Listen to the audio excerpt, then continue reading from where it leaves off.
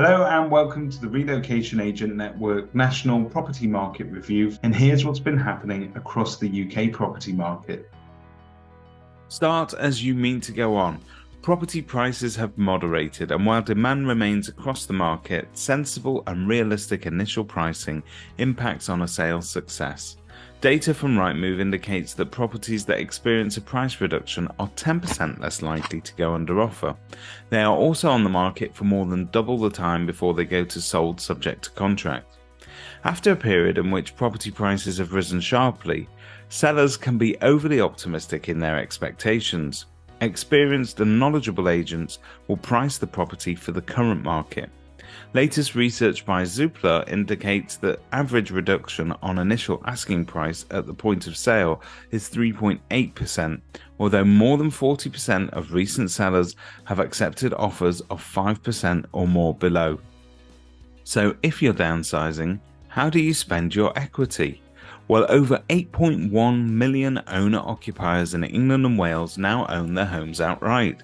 This constitutes 52% of owner-occupiers, rising to over 90% of those aged 65 or more.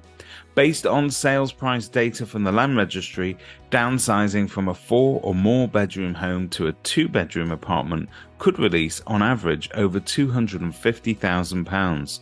The amount varies by region.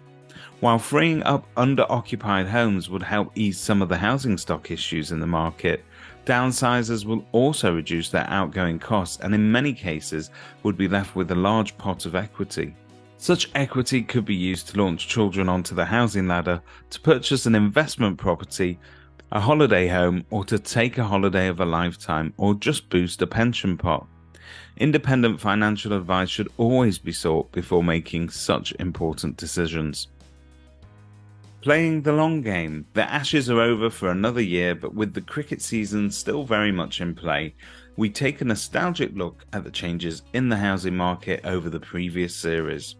Last time England won the Ashes was 8 years ago in 2015 at home, and since then we've seen the average house price increase by 31% across England and Wales, with an average annual growth rate of 3.8%. Between series, the strongest growth occurred between the 2002 and 2005 Ashes, with a 20% uplift and an England win at home, which included the famous Edgbaston Test and the urn after 16 years. The slight dip in growth during the 2010-11 series occurred at the same time as a rise in inflation rate, which hit 4.5%.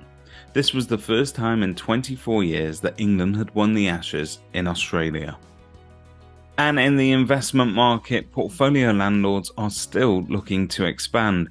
More than a quarter of landlords who own 5 or more properties are planning to increase their portfolio over the next year, while 1 in 5 who have 2 to 5 properties are also planning to expand, according to Rightmove.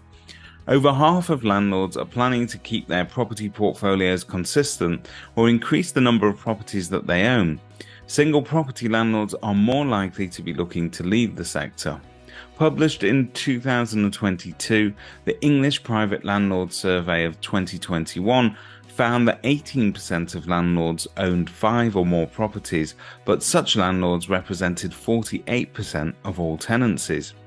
A Property Academy survey of close to 6,000 landlords indicated that over 3/4 of landlords owed less than half the value of their portfolio on their buy-to-let mortgages. Landlords with lower loan-to-value mortgages are less impacted by the current market volatility.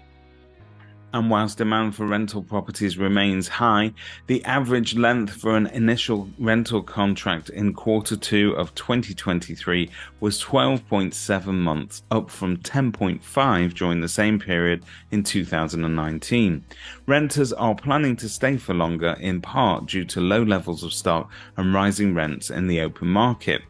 Renters are looking to remain in their properties for the longest amount of time in London, where competition between renters is extremely tight. One of the most significant proposals in the Renters Reform Bill is the end of the fixed-term assured short-hold tenancies.